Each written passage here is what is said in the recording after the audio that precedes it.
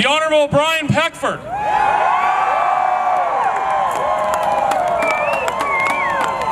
He served as the Premier of Newfoundland from 1979 when I was born to 1989, and then years later, in my crusade for the truth and to defend myself before the courts, Mr. Peckford gave me the honor and the opportunity to sit down and have coffee with him, and he explained to me what it means to stand under their Charter of Rights and Freedoms, and he knows because he signed it. So without any further ado, the Honourable Brian Peckford. Thank you, Brian.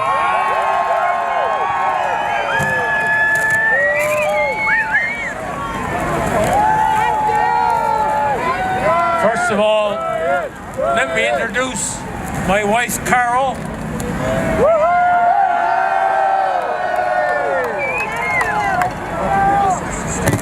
Yeah, okay, thank you.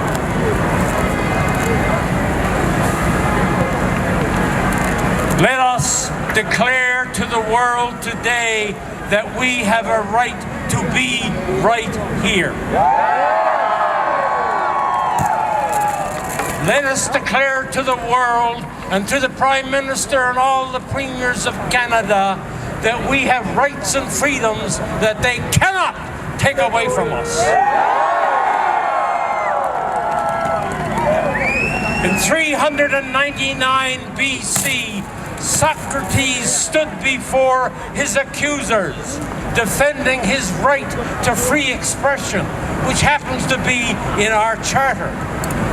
In 1st century BC, Cicero stood before the Senate in Rome to defend the rights of the Roman citizens. In 1215, the nobles and the commoners stood and told the monarchy, we must have our individual rights and freedoms. The American colonists in 1776 fought for the freedoms to be an independent nation. Closer to the mic. Much closer. And then the French Revolution of 1789, with the peasants of France who lost later, but were trying to defend their rights as individuals to have rights and freedoms. And here we are today, after that quick history, where people were trying to establish their rights, we find ourselves trying to defend the rights that we have. After 2,000, 3,000 years of people getting the rights, we're now forced to try to defend, to keep our rights. How ironic history is to us. How ironic history is to us. Just down the road here in the Chateau Laurier, in 1981, I made a proposal to the provinces for Charter Rights and Freedoms and a Patriation Act. It was the one that was ratified the next day to become the Constitution Act of 1982, in which your rights as an individual Canadians were protected.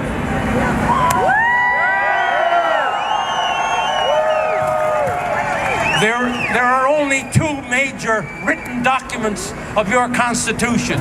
The BNA Act of 1867, which created the country, and the Constitution Act of 1982, which established the Charter of Rights and Freedoms. And in that charter, very few people today quote the following. The first words of the charter are, it's not section 1, it is, we as a country have two principles, the supremacy of God and the rule of law.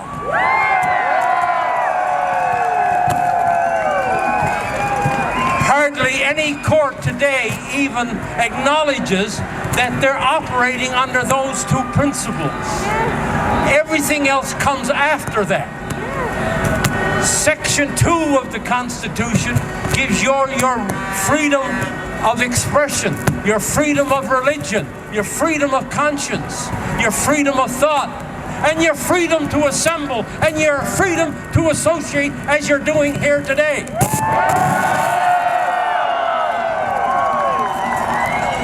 Section 6 gives you the right to travel anywhere in Canada or leave Canada. Section 7 gives you the right to life, liberty, and listen to this one, the security of the person. What does security of the person mean? You can't touch me unless I agree. You can't inject into me anything unless I agree.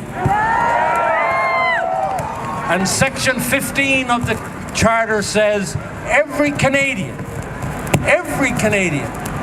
from Prince Rupert to Bonavista, from Niagara to Iqaluit, every Canadian has the right to equality before the law.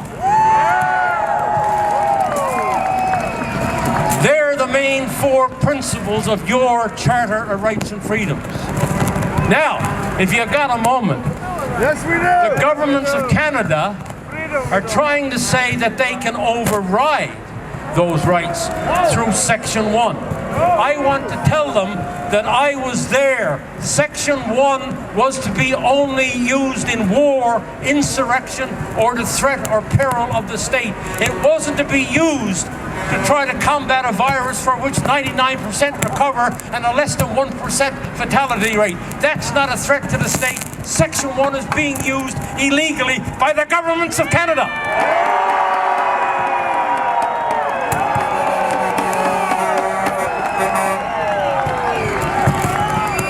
And ladies and gentlemen, Canadians, even if it did apply in a war and an insurrection situation, it would have to pass 4 tests before they could override it. And the 4 tests are these.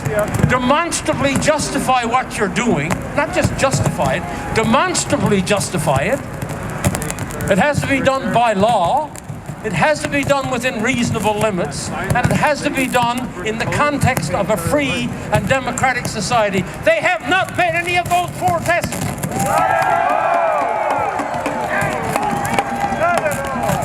So we're in a situation here that after 114 years of depending upon unwritten common law to defend our individual rights, we finally, after 114 years, remember the Americans formed a country in 1776. They had a Bill of Rights in 1791.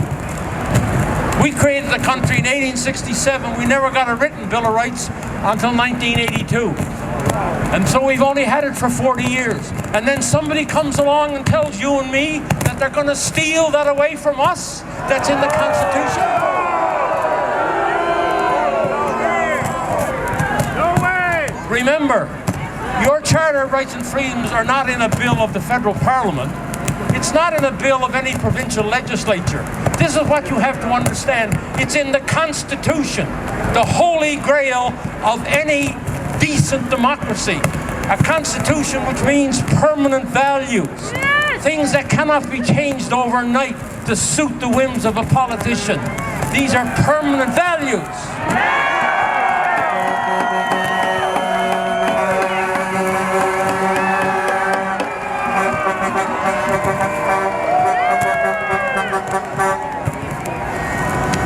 It is a sad day indeed when I have to stand alone on this stage as a former politician to defend our rights and freedoms.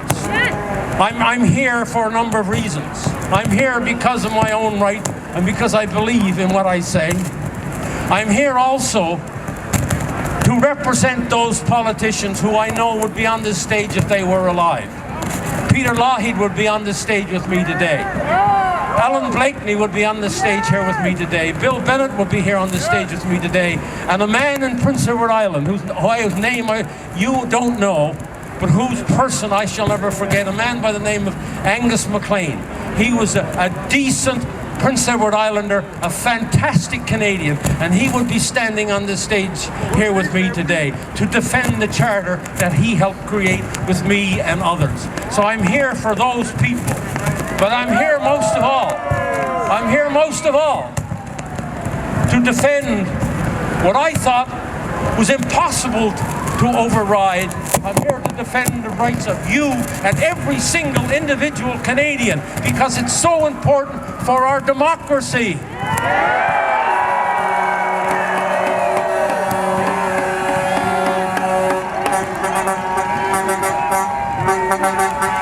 This is our first big test as a democracy.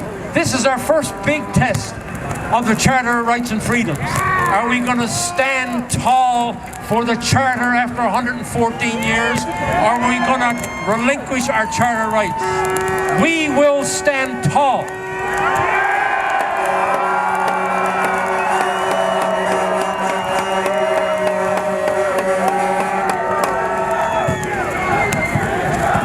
Freedom, freedom, freedom, freedom, freedom, freedom, freedom, freedom, freedom, freedom, freedom, freedom, freedom, freedom, freedom, freedom, freedom. It's very sad today that some of the former politicians, all of the first ministers have passed away, but there were a lot of people at that 1982 conference who are still alive. Former ministers, provincial ministers and federal ministers, former bureaucrats, deputy ministers, assistant deputy ministers, university scholars and the like. Where are they? I didn't realize until recently that we're always only, even in the best of times, a heartbeat away from tyranny. That democracy is one of the most fragile concepts in the world. That's why most of the world doesn't have democracy. It's a tough, tough thing to sustain.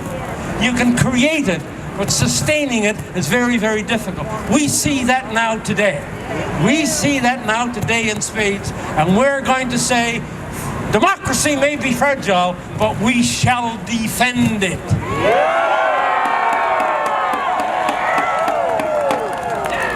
Remember what Ronald Reagan said.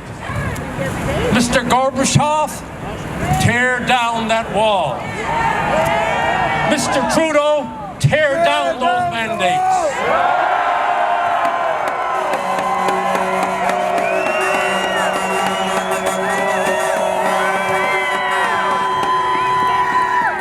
Mr. Ford, take away that emergency order. All the premiers of Canada and all the first ministers, stand up for your country. Stand up for freedom. Stand up for liberty. What has happened to you? You have succumbed to the corporate world and to power-hungry politics and forgot your nation and your liberty and your freedom, but we're going to hold you to account.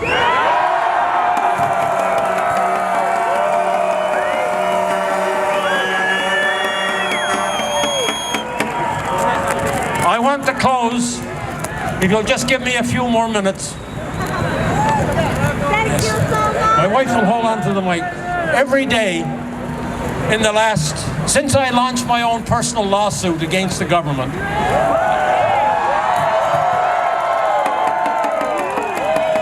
everybody always says, it's easy to talk the talk. How about walking the walk? Yes, sir. Well, we're going to walk the walk.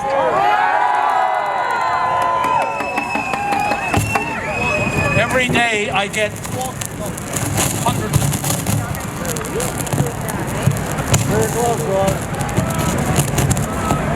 Every day I get hundreds and hundreds of emails from Canadians all across the country. Okay? I get hundreds of them. And many of them are heart-rending, where people have lost jobs. Divorced mothers with 2 or 3 kids. She's a professional and suddenly she's told she doesn't have a job. I have veterans who cry to me about what did they try to defend in 1940 and 41 and 42 during the Second World War. I have immigrants who said we came here 40 years ago for freedom, and now we smell it escaping us, fading away. And I had this one that I want to share with you. I was 9 years old when the Canadian Charter of Rights and Freedoms was enshrined in our Constitution. The day stands out in my memory primarily because my mother lined myself and my 3 sisters along the couch and actually told us to watch TV. How could I forget that? But I also remember what she told me about what we were watching. She said that now we had the Charter of Rights and Freedoms, Canada was its own country.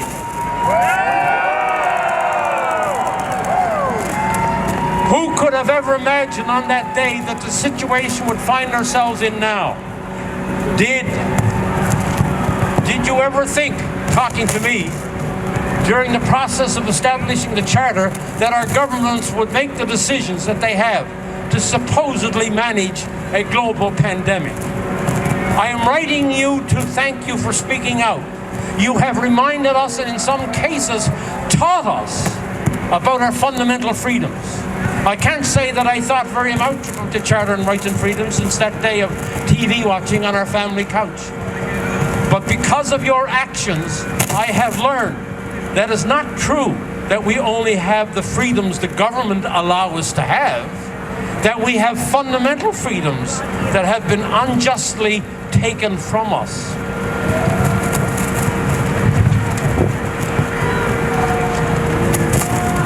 Ironically, last page, ironically, my family does not own a television set now. We have, however, been glued to various internet resources, totally captivated by the Freedom Convoy, and our hearts are full of joy and enthusiasm and hope. I believe that is because you are speaking up, educating all of us about the Charter and the rights, that we are guaranteed that this truck convoy is happening and will be successful.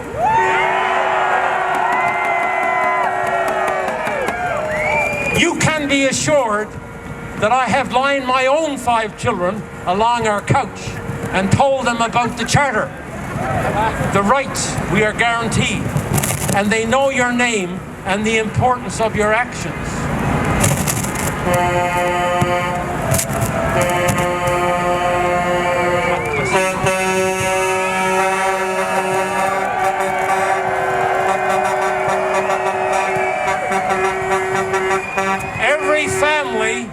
Every family that visits our home hears my Brian Peckford speech.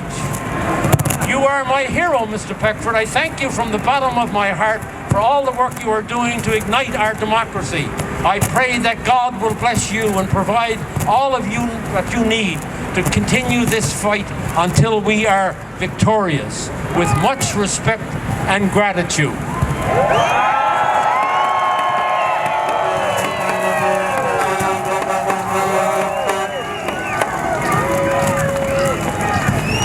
We shall overcome. We shall overcome.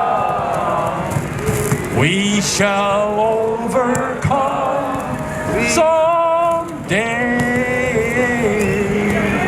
Oh, deep in our hearts, I do believe we shall overcome one day. All the best. Long live Canada. Thank you for being a part of this.